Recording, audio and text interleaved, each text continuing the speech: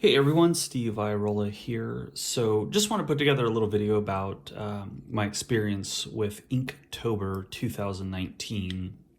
So if you're not familiar with it, Inktober is a month where artists will, do their artwork in ink as the final medium. And it's basically 31 drawings in 31 days, so one drawing per day. So this was my first year actually participating in it. And I haven't really done a lot of work in ink before, so it was a really cool learning experience, and it definitely kind of challenged me as an artist and pushed me in different areas. And so I figured I'd put together this little video for anybody who is thinking about Inktober or taking any other type of challenge, and how it could benefit you as an artist, as it did me. So started working actually on just the toned gray paper just before Inktober started, and I gotta say I'm really liking it. Just the fact that you can put down the darks and add lights to it as well, starting off with that medium kind of tone, was just really cool. So there's a few pages in here that are not for Inktober. I just started playing around with this. This one is actually done in colored pencil, but I don't want to take too much time on these. I did start practicing a little bit in pen just before Inktober. I did a few of them. This is one of my daughter. Now these took more than a day though, so I just kind of pecked away and worked at them a little bit. So let me just kind of get, it's kind of a cool one. I like the way that one did. Again, not part of Inktober, but you can tell with the skeletons theme, we're starting to move into the October near Halloween. This one was actually of a tomb that was done. I don't recall where the tomb is, but okay. So this was day one of Inktober, and every day had a prompt list. And you're not required to follow the prompt list. It's really just about participating, and there's no challenge or anything to win or anything like that. It's literally, I mean, the challenge is there, but it's for you as the artist. So it's just a self challenge that you go through. So I did follow the prompts. It's kind of fun to do because you see how other people are interpreting it and kind of different different approaches that people took. So that was kind of cool. So this was day one. So first day in, this one was ring was the prompt.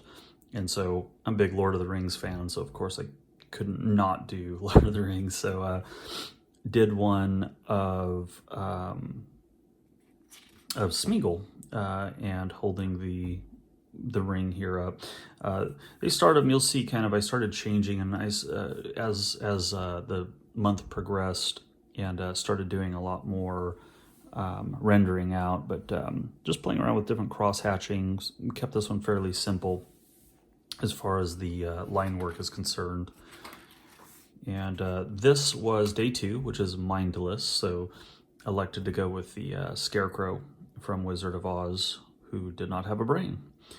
And again, just kind of stayed cross-hatching. You can kind of see up close just some of the cross-hatching and to render some of the tone areas. Now these, I hadn't been doing any of the highlights yet, so you're just seeing it against the toned paper with the pen. And the pen I'm using, which I don't actually have one here, is just a typical ballpoint pen.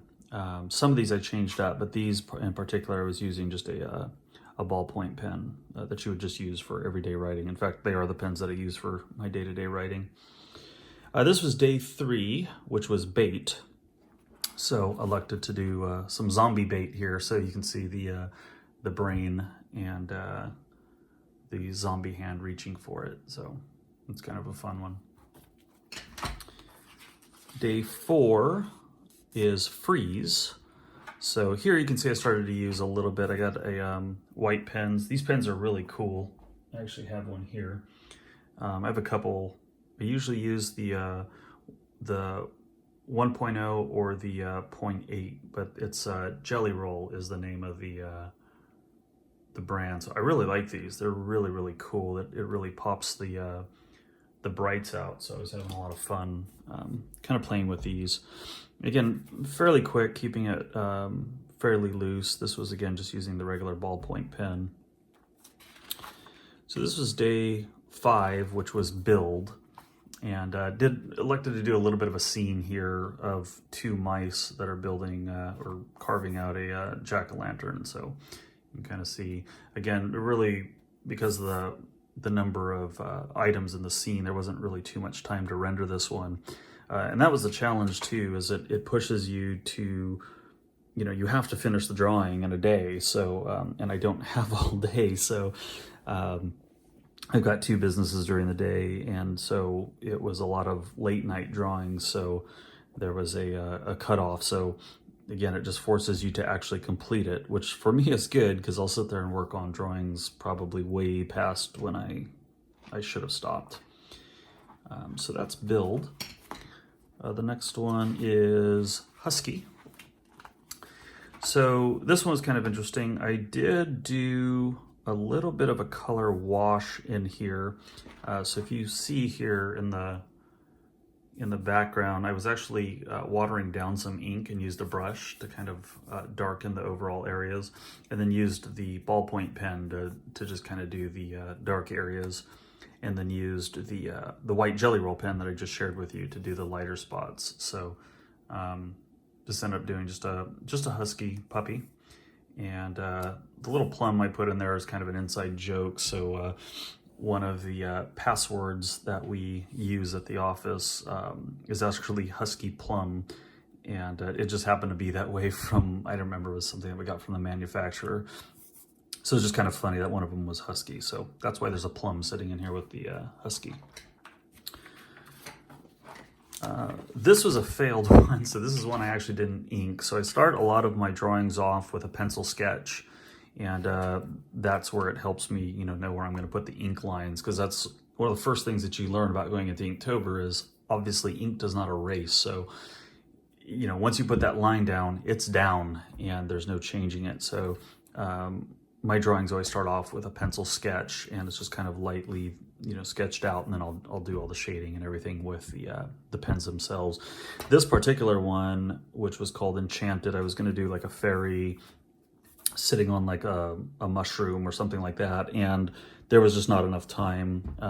I didn't have time to finish the sketch up or move it, and I knew I was running out of time that night. It was running late, so I elected to move towards this for Enchanted, which is the rose from Beauty and the Beast, and it ended up turning out pretty cool. I did it fairly quickly because, as I said, part of my time was spent on the other sketch, and then I kind of ditched it at the last minute and had to crank through this. And these lasted, I don't know, depending on which one. I think this one was about an hour and a half I put into it, and it was probably 1 o'clock in the morning or so. There's a lot of late nights just where I had brain fry and was just trying to get it done. But this was kind of fun, just putting the different starbursts and trying to make it look like glass. So putting some of the reflections on here was a little bit of an interesting challenge. But overall, I was pretty happy with the way this one came out.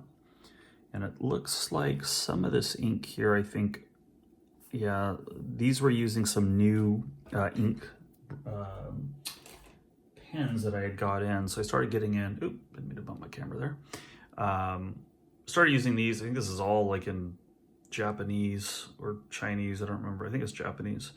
But these have a fairly cool tip on them. It's more like almost like a felt tip marker. And some of them I have different brush pens that are different softness, and you'll see me start playing around with some of those. And that's one of the things I wanted to use for Inktober, was to try and just kind of start experimenting with different inking and different ink types, and just really to start playing around to do things that I probably wouldn't normally have done. So day 8 was Frail, and I just wanted to do like this jaw exploding. It looks more like teeth. I wish I would have kind of gotten in, but you can see the face is actually kind of coming apart there. But it's called Frail. Used myself as the model for this one. This is literally me holding my own fist up to my face to punch it. To get it, but you'll see here some of the shading. I did get a set of Copic markers, and just have a few of them here. So this is my first time using them, and if you haven't tried these yet, they're pretty cool. I really like them. So this is my first one. You can cover a lot of area, a lot of tone very quickly, and they have two different sides. So this one is the brush side, and then the other side is more like a wedge kind of like you'd see in like a highlighter. I actually don't even use this side. I constantly use the brush side. It just kind of lends itself to the way I draw. So that was day 8. Day 9 was swing. So kid on a swing. And again, combination of the Copic markers. And you'll see I use the Copics for a lot in here, just because, especially with the time frame to get it done, the cross hatching and shading takes a very long time, just as you can imagine, every little stroke. So this allows you to kind of darken tone into areas very quickly. But this one was fun. I really liked the perspective in this one, and how the foot's kind of like just really there towards the viewer. This one was pattern. This one's actually one of my favorites. I like this. This one's going to my cousin in Idaho, actually, once I was done with this video. And the pattern I elected to do was the honeycomb behind the bee, and it was a way to work in kind of just the word pattern with a centralized image. So that one was fun. I like the way that one came out. This was snow. So I elected to do a snowboarding kind of skeleton, I guess. I was missing a hand, but yeah, just surfing through the snow. I actually referenced an actual snowboarder picture in that one, and then just kind of modified it for my own purposes. Just try to convey some motion in this one. This one was fun, dragon. As you can imagine, as I said, Lord of the Rings fan, so this one was interesting because there's really not too much reference for dragons, since they don't actually exist. So this is my interpretation of it. Looked at some old, some Dungeons and Dragons, looked at Smaug from The Hobbit, and just kind of came up with this one. This one was interesting because it just kind of organically came out. I did do a sketch and just try to work it out a little bit, but this one took a little while because there was some details in there to really pull out. This one was done with the exception of the jelly, the white jelly roll. This one was actually done with brush pen. So this is my first time playing with a brush pen. I think I have it here. So this is the brush pen that I used. Again, it's some sort of Japanese brand, so I don't even know the name of it, but all this comes off of Amazon because that's where I always shop. But if you look up brush pen, that's where you'll find it. And you can just see it's a brush, and it does bend. I won't touch it because it's full of ink, but it'd be equivalent of a brush, using a brush to dip into an inkwell and then paint it. But the ink itself is stored in this chamber, and then you squeeze it and it drips down into this area and saturates the brush, and then you can actually draw it. But it's really neat because if you're very careful, you can do very, very thin, fine strokes on it. And then at the same time, if you press harder, it can push and fill more area up. So it's kind of fun and interesting, and you can see here I just try to follow kind of the form around to try and give it a hint of the way the direction of the surface is going. And this one was actually called Ash. So I did do, obviously somebody holding a cigarette, and then I did kind of my little hidden skull in here. I'm just, not a big fan of smoking, so especially being asthmatic. Day 14 was overgrown. So had fun with this one. Did more of a Jack and the Beanstalk style. So had this kind of cool beanstalk that went up, and I used one of the pens that I had has a gray tip on it. So in the background, I just did a very loose kind of light gray area and some of the mountains in the back and stuff. And just wanted to give that sense of being higher up and this thing being huge. That I felt was necessary to really convey that this huge thing was not just some small weed in the ground, that it was something very large. So again, combination of the Copic markers and some of the smaller brush pens that I used here. So this one was Legend. Kind of used a Wonder Woman sword as a reference. Just wanted to do something different than just like the King Arthur sword. And just again, a combination of all the pens that I was playing around with, but that one was Legend. This one was really cool. I'm really happy with the way this one turned out, and giving this one to a friend as well. And this is day 16, which was Wild. That's what it was. So This was a Jaguar that I did. And this one was really fun. Just want to play around with the different spots. The spots definitely took a little while to do, and I purposefully kept kind of the edges a little bit looser. You can see how loose that one is compared to some of the rendering here, but I like it because it brings your focus here, and I'll do that on some of my drawings where I stay kind of looser as I go away, and you can even see it's not as dark. So that was day 16 for Wild. So 17 was Ornament, which was interesting. I didn't want to do a typical like Christmas ornament or something like that, and I was kind of looking up online, and we talked about, or came across garden lawn ornaments, and I was like, that would be fun. And so I did this one, which was a garden gnome, but zombified. So used reference, they actually make these, which is really cool. And then I just kind of put a little garden and some flowers behind it to give it a little bit of a scale and show that it's smaller. So that was cool. I like the way it came out. Again, as many of these will be just a blend of the Copic markers, and but I like the looseness of this one. And that was the other thing, is just kind of helping develop my style with the ink pens a little bit, and just how it kind of lended itself to the way I draw. So this was day 18, which is Misfit. This was a fun one to do. Again, this one I didn't put any highlights. I didn't use any Copic markers. This one stayed straight ink. One, I kind of liked the style that I was playing with here, and two, I don't think I had time that night as well. Again, had to do these kind of at the end of my days, so oftentimes I wouldn't start until like 10 or 11 o'clock at night. So had some late ones, but yeah, there's some detail in there. You can kind of see that I went in with just the ballpoint pen, and had the whole little, I'll kind of offset the lone flower here to do the Misfit over here. So you can see she's holding some pens and a pad. So as artists, we're often labeled as misfits, so we'll take it. Day 19 was Sling. So I did this one of holding the sling. So again, same type of style and method of doing it.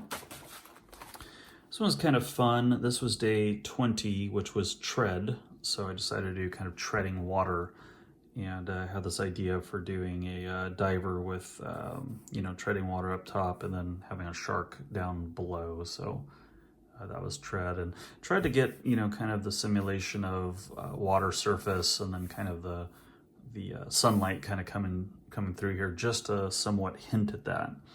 And so it's day 20. Next one is Treasure. So Treasure, I had first thought, well, it'd be fun to do, something like a treasure chest type thing, and decided to, and that kind of got me thinking along, of pirate, and I was like, well, then I started thinking about, treasure could be anything that you treasure. So I decided to do this little scene with a kid kind of taking somebody else's garbage, going off that, one man's garbage is another man's treasure. So just did a slight variation of that, and decided to give him a, pirate hat and a hook, and there's the sword and eye patch that's being pulled out, sitting next to a garbage can to indicate that that's where he grabbed it from. Next was Ghost. So this one I did, again, just as just trying to hit different ways to hit the prompt, or to represent the prompt. So did a Ouija board, and this was kind of fun. I like the way it came out. This was one of the few that I actually pretty much put tone over the whole paper. And again, just kind of playing around with the actual Copic markers. And I don't know what I was thinking, because I was like, yeah, I'm just going to do something quick, and that way I don't have to, and I ended up like rendering this whole thing out. And the lettering, as you can imagine, took some time as I was doing all these letters of the alphabet. So yeah, that was a late night. It ended up being a lot longer, and I was like, what was I thinking it was going to not take that long. So that was not a fast one that ended up. Day 23, Ancient. So wrestled with some ideas for Ancient, ended up doing the statue of Anubis, and yeah, same style, but that's what I did for Ancient. Dizzy was the next one, so had my daughter pose for this one, and elected just to indicate, you know, in the teacups and doing spinning around. So put a couple teacups lightly in the background, again using that light gray just to kind of indicate that, you know, to show the teacups, to kind of draw your connection that they're in a teacup, because it is so close, it's kind of hard to tell necessarily where she's at. But I had her pose for this one, and then just kind of, you know, made her look like she was moving. This one was called Tasty. This one was interesting because I actually had, so I have a monthly poker game with my brother-in-laws and with, you know, different friends, and didn't know how I was going to do that one, because poker on when it is that day of the month usually takes up a significant amount of time. And so I actually had to draw some of this at the table to figure out how I was going to get it done that night. So did most of the sketch and started doing some of the inking while at the poker table. And then when I got home, I finished it up. So again, didn't really do any highlighting or anything like that. So it was just purely the ink work. You can see I kind of got in, you know, a lot of detail with the ballpoint pen there. So this one was dark, so I decided to go with the Dark Knight. And I wanted to test, in particular, it was dark, so I wanted to go with something that was a significant amount of black on the page itself. So I used that ink brush that I showed earlier, the kind of the fat one, and pretty much brushed this whole thing. And you can see even here, if I can do this without, so even these little light brush strokes in here, we're done using that. And so you can see you get pretty fine little brush strokes with that ink brush. So it's kind of cool. And you can see just hit some of the highlights with the jelly roll, and then just did some. This is the only one that in the background I did use a little bit of charcoal and some white charcoal. So some dark charcoal and some white charcoal. I just wanted to kind of give this foggy type of background, and I did hit the jelly roll here just to really pop some of these highlights, but yeah, that ended up being the dark. Next one was coat. So immediately thought of The Matrix and you know, Neo's huge trench coat that he wears throughout, and you know, again, one of my favorite series as well. So this is what I elected to do for coat, which was just focusing on kind of this huge trench coat. This one I did a lot of kind of diagonal toning with the pen. So it looks like this was the ballpoint pen. Did hit it a little bit with the jelly roll, and I see that I did hit it with a bit of the Copic markers as well, just to help darken some of that tone in there. This one was Riot. This one's probably my least favorite. I remember I wasn't feeling well on this night. I had gotten sick right around here. I think I started not feeling well in that prior one, so I was sick for about 3 days. And this was kind of like a just need to get it done type thing. And so the idea there was just, you know, tricycle that was kind of tricked out to look like a Harley or some sort of motorcycle, and just born to ride. This one's called Injured. So injury is interesting because it can be interpreted, you know, a lot of different ways. I had almost went the direction of doing, you know, with the Halloween and all that, having like somebody that lost their arm or maimed or axe in the head or something crazy. But elected to end up doing this. A friend of mine went through breast cancer and some surgeries, and with October being Breast Cancer Awareness Month, I felt this to be appropriate imagery to show. And so you can see this is you know, the infusion room and everything, and I elected to do a image of somebody that's kind of staring off, so the viewer can kind of interpret what is being thought here, whether it is you know, somebody being very sad at the situation or looking hopeful out the window. But I wanted to make it so somebody could interpret it their own way. And This one was Catch, so again, kind of bringing it back to the whole Halloween thing. Decided to do Slimer from Ghostbusters, and I wanted to play around with the white and see if I could make it kind of glow. And so what I did was, for that effect, is I did use a jelly roll, and I did use a little bit of white charcoal to help kind of with an overall glow that was happening there, and that's kind of how I ended up with that. I did use the brush pen for this one, and some of the Copic markers as well for the back. Those are really great just for filling in, you know, these dark areas. So that was day 30. And then finally, the last day was Ripe.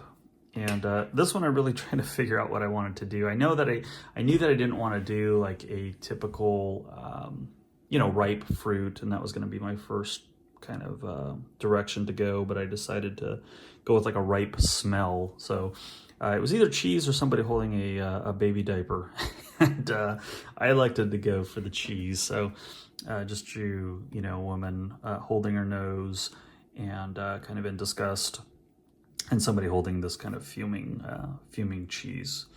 And yeah, I felt I got the, you know, kind of emotion on the face, which was the important part here. And it looks like I predominantly used, looks like I did a little bit of one of the brush pens and some of my ink pen to the ballpoint to do this one, and use some of the Copic markers for the tone in the different areas. And that's it. Well, it's just the Emperor that I'm working on. This isn't in ink, but that's almost at the end of the thing. So, but anyway, that was Inktober, and again, learned a lot. You know, really pushing myself to you know, put those marks down. And I'm actually using heavier pencil strokes now on my regular drawings that I'm working on, just because of the confidence now of the under drawings that I would do, and then the pens. So it translated over to helping my you know, traditional charcoal or graphite drawings as well. So it was a really great experience, and forcing me to go through 31 drawings. I mean, it felt like a marathon at the end. I definitely took the day off, a couple days off after from drawing. But I am, you know, I continue to draw. I try to draw nightly, but it doesn't always happen. But I definitely encourage you, if you were thinking about trying a challenge like this, is to push yourself. And it was just a really, really good learning experience, and I think it helped move me along a lot as an artist. So anyhow, just wanted to document this for my first Inktober. I definitely anticipate doing this in upcoming years, and just hopefully seeing how I progress over time. And thank you if you made it to the end of this for watching, and we will see you, I guess, on the next video that I do.